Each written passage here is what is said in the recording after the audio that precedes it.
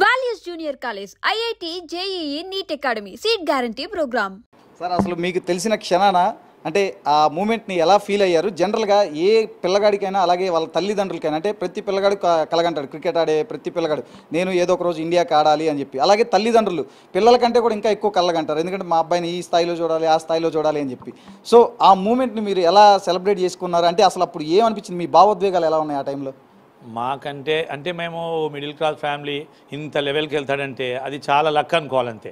అది దేవుడి దయ అంతే. అది ఇంకా భగవంతుడు చేశాడు అనుకోవాలి. ప్లస్ కోచ్ సలాం బయ్యాస్ ఉన్నాడు. సలాం బయ్యాస్ కూడా ఆయన కూడా కోచ్ చాలా సపోర్ట్ చేశాడు, చాలా సపోర్ట్. ఈ 11 ఇయర్స్ ఉన్నప్పుడు ఆయన ఎంటర్ అయ్యారు క్రికెట్లో. స్టార్టింగ్ ఏమైందంటే ఈ క్రికెట్లోని ఎంటర్ అయ్యే ముందే నాకు మెయిన్ ఏంటంటే మెడిసిన్ చేయాలని ఉండేది పిల్లలకి.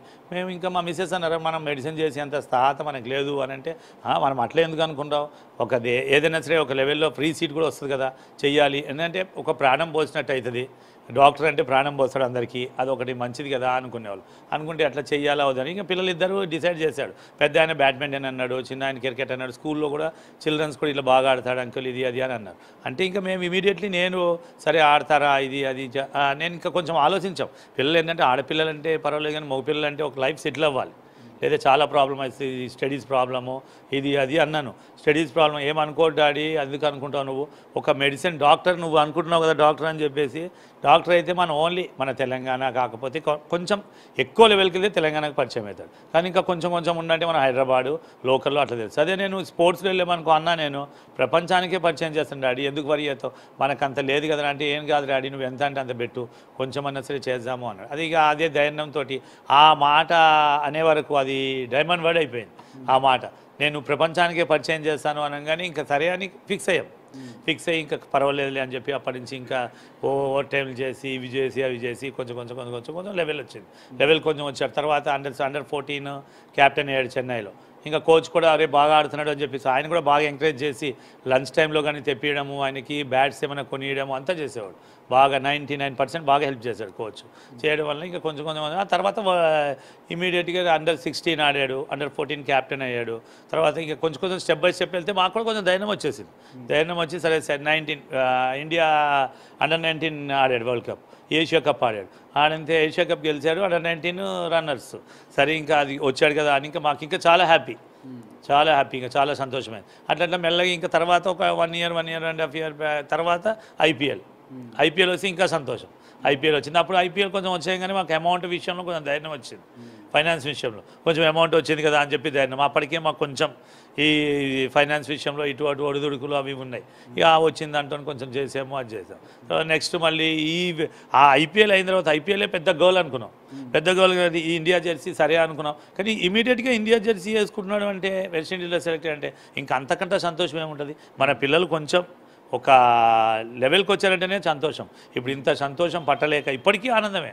ఎవరైనా ఫోన్ చేసినా ఏమైనా చేసినా ఇట్లా బయటికి వెళ్ళినా ఫ్రెండ్స్లో, అంతకుముందేమో నాగరాజ్ అనేవారు, ఇప్పుడు తిలక్ వాళ్ళ డాడీ అంటున్నారు అందరు.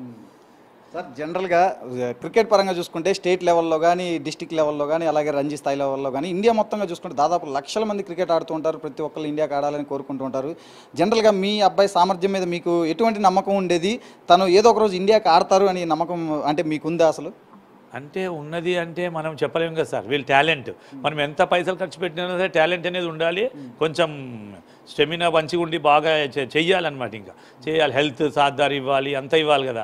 సరే చేద్దాము అని చెప్పేసి మాకైతే ఉంది, అయితే బాగున్నది అని. అంటే మా కోచ్ ఏంటంటే కంపల్సరీ అవుతాడు, నేను ఎట్లయినా సరే ఇండియా జెర్సీ వేపిస్తా అనేవాడు ఒక ధైర్యం. ఏదినా ఏపీయకపోయినా ఒక మాట అన్నాడు కదా అంటే ఆ ధైర్యం అయితే వచ్చింది. వచ్చి ఇంకా ఆయన కోరిక ప్రకారం ఒక్కొక్క స్టెప్ బై స్టెప్ తీసుకొచ్చాడు. ఇంకా ఆయన మాత్రం లైఫ్లో మర్చిపోలేము కదా, ఇంకా కోచ్ అంటే గురువే కదా. సార్ జనరల్గా ఇండియా టీంలోకి రావడం అంటే మామూలు విషయం కాదు, అందులోనూ సౌత్ ఇండియా నుంచి అంటే చాలా పెద్ద విషయం. నిజం చెప్పాలంటే చాలా రాజకీయాలు జరుగుతూ ఉంటాయి. మనం చూసాం రాయుడు విషయంలో కూడా ఎట్లాంటివి జరిగినాయో, తర్వాత విహారీ విషయంలో కానీ. అట్లాంటిది ఇప్పుడు తిలక్ వర్మ ఇండియా జట్టులోకి నేరుగా అది ఐపీఎల్ అయిపోయిన వెంటనే తర్వాత సిరీస్కి ఎంపిక కావడం, అసలు ఎట్లా మీరు ఇదంతా ఏమన్నా ఊహించారంటే ఇట్లాంటిది ఏమన్నా జరుగుతుంది ఎట్లా అని మీ అబ్బాయి విషయంలో? మా అబ్బాయి విషయంలో రాజకీయం అంటే అంత మాకేం తెలియలేదు సార్, అంతా అనిపించలేదు కదా. మేము స్ట్రగుల్ పడ్డాం 5 years కానీ అమౌంట్ అది ఫైనాన్స్ విషయంలోని దీని విషయం. రాజకీయంలో మాత్రం మాకైతే ఏమనిపించలేదు అసలు, ఇలా రావాలి అని అంతా కోచే చూసుకునేవాడు కదా, ఇది రావాలి అది రావాలి అనేది లేదు. రాజకీయంలో అయితే ఇంత ఎంటర్ కాలేదు, వాళ్ళు కూడా పొలిటికల్ లెవెల్లో కూడా ఏం తీసుకురాలేదు అసలు, ఇది అది అని ఏమనలేదు. పొలిటికల్ అయితే ప్రజలు ఏం రాలేదు మాకు, ఇది చెయ్యాలి రికమెండేషన్లు అని అవి ఏమీ లేవు. డైరెక్ట్ అయితే ఈ టాలెంట్ బట్టే వచ్చాడు. ఇంకా ప్రతి దాంట్లోని ఇప్పుడు 12 అని చేశాడు. ఫస్ట్ 12లో చేసినప్పుడు స్టార్టింగ్లో 12 ఏజ్ ఉన్నప్పుడు 105 ఎంతో చేశాడు, జూనియర్ కదా. 105 చేసినప్పుడు అప్పుడు అన్నాడు అనమాట, డాడీ నేను 12 చేశాను, 105 చేశాను డాడీ, ఫోటో తీసుకెళ్ళి ఒక 200 డాడీ నాకు, నేను ఫోటో వేస్తాను పేపర్లో అని అంతా తిరిగాడు. తిరిగిన తర్వాత నెక్స్ట్ డే సరే పేపర్లో వేసాడు. నెక్స్ట్ డే వెయిటింగ్ ఇంకా వాడు, పేపర్లో వస్తుంది కదా అని పేపర్ కోసం వెయిటింగ్. నెక్స్ట్ డే పేపర్ చూడంగానే రాలేదు, పేరే వచ్చింది తిలక్ వర్మ అని. పేరు రాగానే కొంచెం అప్సెట్ అయ్యారు కొంచెం. అయితే నేను అన్నా అది కాదురా, ఓటమి గెలుపులు మామూలే, కాకపోతే వేయలేదేమో, నెక్స్ట్ టైం నువ్వు ట్రై చేయి, ఇది దీని వల్ల నువ్వు ఇంకా ట్రై చేయాలన్న, నీకు ఉంది కదా మళ్ళీ అన్న. సరే అని చెప్పి అట్లా ధైర్యం ఇచ్చాం. ధైర్యం ఇస్తే సరే అని నెక్స్ట్ టైం అయిన తర్వాత ఇమీడియట్లీ Under-14 క్యాప్టెన్ అయ్యాడు. ఇవాళ క్యాప్టెన్ అయినా కూడా కొంచెం ఈ ప్రెజర్ ఉంటుంది కదా చెన్నైలో, అది కూడా ఒక్కడే వెళ్ళేవాడు. మేము వెళ్ళేవాళ్ళం కాదు, ఈవెన్ ఎయిర్పోర్ట్కి కూడా వాడే వెళ్ళేవాడు, కార్లో వెళ్ళేవారు, వచ్చేవాళ్ళు, క్యాబ్ మాట్లాడుకునేవారు. కానీ చాలా ధైర్యంగా వెళ్ళాడు. ఆ తర్వాత ఇంకా కొంచెం లెవెల్ వచ్చేసాక మనకి ఇప్పుడు పేపర్లో కాదు కదా, ఇంకా టీవీలో వస్తాము, ఇది వస్తాము, ఏవో ఇక వాళ్ళకి వాళ్ళ లైఫ్ సెటిల్ అయినట్టే అనుకున్నాను. సార్ ముఖ్యంగా చెప్పండి, అంటే ఈ మధ్యకాలంలో ఐపీఎల్ ప్రామాణికంగానే భారత జట్టులకు ముఖ్యంగా T20లో కానీ వన్డేల్లో కానీ తీసుకుంటున్నారు. ఇప్పుడు రీసెంట్గా చూసుకుంటే ఐపీఎల్ 2023లో కూడా తిలక్ వర్మ ముంబై తరఫున ఒక టాప్ స్కోరర్లో ఒకటిగా ఉన్నాడు, 300 పైగా రన్స్ చేశారు. సో ఇప్పుడు ఈ ఐపీఎల్ అనేది తన ఇండియా టీంలోకి రావడానికి దోహదం చేసింది అనుకోవచ్చా, లేదు అంటే ఒకవేళ ఈ స్టేట్ లెవెల్ రంజీ లెవెల్ ఇవే అనుకుంటారా? కానీ ఐపీఎల్ చాలా హెల్ప్ చేసింది ఫైనాన్స్ పరంగా ఏంటి, దేని విషయంలో ఏంటంగా. ఇప్పుడు రంజీ ట్రోఫీ ఆడాడు, అన్నీ ఇదే రంజీ ట్రోఫీ ఆడాడు, ఇప్పుడు జోనల్స్ ఆడుతున్నాడు, సౌత్ జోనల్స్, ఇందులో కూడా ఫైనల్స్కి వచ్చారు, ఆడుతున్నాడు. ఐపీఎల్ మాత్రం చాలా హెల్ప్ చేసింది, ఎందుకంటే మాకు ఫైనాన్షియల్గా సపోర్టింగ్ బాగుంది కదా. అప్పటికే కొంచెం అది ఉండేది, బర్డెన్స్ ఇది ఉండేది కదా. ఫస్ట్ ఐపీఎల్ బాగా సపోర్ట్ చేసింది. ఇప్పుడు నెక్స్ట్ ఐపీఎల్ ఉంది కదా, నెక్స్ట్ ఐపీఎల్ది అమౌంట్ అంతా ఒకటి మేము ప్రోగ్రామ్ పెట్టుకున్నాము, అంటే ఈ స్టేడియంలో, అంటే మాకు కొంచెం భక్తి ఎక్కువ ప్రోగ్రామ్ పెట్టుకున్నాము. ఆ స్టేడియంలోని BHS స్టేడియంలోని ఒక శివపాళ్ళ కళ్యాణం చేయాలి అని. దానికి ఇప్పుడు వచ్చిన అమౌంట్ అంతా 1 crore అయినా పర్లేదు కానీ పెట్టుకుందామని నవంబర్లో డిసైడ్ అయ్యాం. అంటే ఇంకెక్కడ పబ్లిసిటీ చేయాలి అని శివపాళ్ళ కళ్యాణము ప్లస్ రుద్రాభిషేకం చేయాలని డిసైడ్ అయ్యాం. సార్ ఈ ఐపీఎల్లో మీ అబ్బాయి కొన్ని అద్భుతమైన నాక్స్ ఆడాడు. ముఖ్యంగా చెప్పాలంటే బెంగళూరు మీద కూడా కీలకమైన వికెట్లన్నీ పడిపోయిన టైంలో కూడా తను ఒక్కడే దాదాపు 40 బంతుల్లో 90 runs దాకా కూడా చేశాడు. అంటే ఏం చెప్తారంటే తన సామర్థ్యం మీద కానీ తన బ్యాటింగ్ దీని మీద కానీ, అంటే ఎంత ఒత్తిడిలో కూడా, అంటే ఆయన 4th down 5th down వస్తున్నాడు, ఫస్ట్ నుంచి 2nd down వచ్చినా ఆడుతున్నాడు. ఈక్వల్ టు అంటే అందరు అనేవారు యువరాజ్ సింగ్ అని అది అని. ఆయన టాలెంట్ ఇప్పుడు ఆయన చూపించుకుంటున్నాడు. మాకు కూడా ఉంటుంది కదా కొంచెము, ఆడితే బాగుంటుంది అని మనకి ఉంటుంది, ఆడితే బాగుంటుంది అని ఆడు అనేవాళ్ళం. మాకు అంతా క్రికెట్ మీద దాని మీద స్పోర్ట్స్ మీద వారికి ఇట్లా సలహాలు ఇచ్చేవాళ్ళం కాదు, ఇట్లా ఆడాలి అట్లా ఆడాలి, మనకి తెలియదు కదా. నీ టాలెంట్ నువ్వు చూపి, కోచ్ చెప్పినట్టు నువ్వు ఎట్లా ఆడాలి అట్లా ఆడాలన్నాం అనేవాళ్ళం. ఇంకా దానివల్ల ఇంకా ఫస్ట్ బెంగళూరులో ఆడినప్పుడు ఇంక అందరూ టాప్ ఆర్డర్స్ కూడా కొంచెం డౌన్ అయిపోయాడు. వీడు వచ్చాడు 84 85 చేశాడు, సంథింగ్ 84 85 చేశాడు, 89 దాకా చేశాడు. ఇంకా మనం ఇంకా సంతోషం ఆపలేకపోయాం. తర్వాత నెక్స్ట్ కూడా ఇట్లా మెల్లమెల్లగా, అంటే టాప్ ఆర్డర్స్ ఏంటి, జూనియర్స్ ఏంటి, ఎవరన్నా అయితేనే ఉంటుందో వస్తూనే ఉంటుందో, ఒకసారి ఆడతారు ఒకసారి. ఈ లక్ ఏంటంటే మంచిగా ఆడాడు, అప్పుడంటే పిచ్ బాగుందో సహకరించాడో బాగా ఆడాడు, అది సంతోషం. సార్ అసలు మీ అబ్బాయిలో అంటే క్రికెట్ టాలెంట్ని మీరు ఏ వయసులో గుర్తించారు, ఆ తర్వాత మీరు ఏ విధంగా తిలక్ వర్మని ఎంకరేజ్ చేశారు? అంటే గుర్తిస్తామంటే వాళ్ళే, ఇంకా మనము గుర్తిస్తామేముంది, స్కూల్స్లో అక్కడ చిన్నగా 11 years ఉన్నప్పుడు 6th classలో కొంచెం ఆడేవాడు. నేను చెప్పాను కదా ఇట్లా అని, ఆడతాం డాడీ, నేను మెడిసిన్ వద్దు డాడీ, ఇట్లా ఆడతాము అట్లా అని చెప్పాడు కదా. ఇంకా దాని విషయంలోనే ఇంకా మెల్లమెల్లగా వాడే ఒక్క స్టెప్ ఆడి అన్నేమో బ్యాడ్మింటన్ ఆడతాడు, నేనేమో క్రికెట్ ఆడతానంటే సరే మీ ఇష్టం రా, స్టడీస్ మాత్రం డిస్టర్బ్ అవ్వద్దు, ఎందుకంటే మన మగపిల్లలు కదా, ఒక లైఫ్ అనేది సెటిల్ అవ్వాలి, బేస్ ఉంటుంది కదా అంటే ఇక సరే డాడీ అని చెప్పేసి అన్నారు. ఇక అది గాడ్ గిఫ్ట్ అనుకోవాలో ఏమనుకోవాలో అట్లా మెల్లగా ఒకటి పైకి వచ్చారు. సార్ ఇప్పుడు మరి తిలక్ వర్మ కంటే ఇప్పుడు ఈ పొజిషన్లో చూశారు, అంటే ఇంకా రేపు ఎటువంటి పొజిషన్లో మీరు తిలక్ వర్మను చూడాలనుకుంటున్నారు, ఏంటి అసలు అల్టిమేట్, అంటే తల్లిదండ్రులుగా మీరు ఏం కోరుకుంటున్నారు తిలక్ వర్మ నుంచి? ఇంకా కోరుకునేది సార్ ఫైనల్ స్టెప్ అంటే ఇంకా టెస్ట్ మ్యాచ్ వన్డే ఆడాలి. ఇప్పుడైతే వచ్చాడు, ఫస్ట్ జెర్సీ వేసుకుంటున్నాడు, 2020 ఫస్ట్ జెర్సీ వేసుకున్నాడు. ఇంకా అది ఫస్ట్ టైం మేము చూస్తున్నామంటే మాకు కూడా ఇక కళ్ళంటే నీళ్ళు వచ్చేస్తాయి, ఆనంద బాష్పాలే. ఫస్ట్ న్యూస్ రాగానే మాకు అట్లా వచ్చింది. ఇంకా దానివల్ల ఇక రెండే ఉన్నది కదా, ఇంకా ఇంకేముంటుంది. కాకపోతే లాస్ట్ ఫైనల్ ఏంటంటే ఆయనది ఏంటంటే వరల్డ్ కప్ తేవాలి, నేను ఆడాలి, నా పీరియడ్లో వరల్డ్ కప్ రావాలి నేను ప్లేయర్గా ఉన్నప్పుడు అని అది ఫస్ట్ నుంచి అట్లా మనసులో పెట్టేసుకున్నాడు. కాబట్టి ఇప్పటి వరకు స్టెప్ బై స్టెప్ అన్నీ వచ్చాడు కదా. ఇప్పుడు IPL అయిపోయింది, Under-19 world cup, Asia cup ఆడాడు, లైన్గా వచ్చాడు. ఇప్పుడు మళ్ళీ ఇది జరిగింది. నెక్స్ట్ ఇంకా దేవుడి దయ వలన అది కూడా వరల్డ్ కప్ కూడా ఆయన నెరవేరితే ఇంకా అంతకంటే ఇంకా హ్యాపీ లేదు మాకు. సార్ తిలక్ వర్మని చూస్తే చాలా హై లెవెల్ కాన్ఫిడెన్స్లో కనిపిస్తూ ఉంటాడు. ఎందుకంటే మనం IPLలో చూసాము, దానికి తగ్గట్లు వండర్ఫుల్ నాక్స్ ఆడారు కూడా.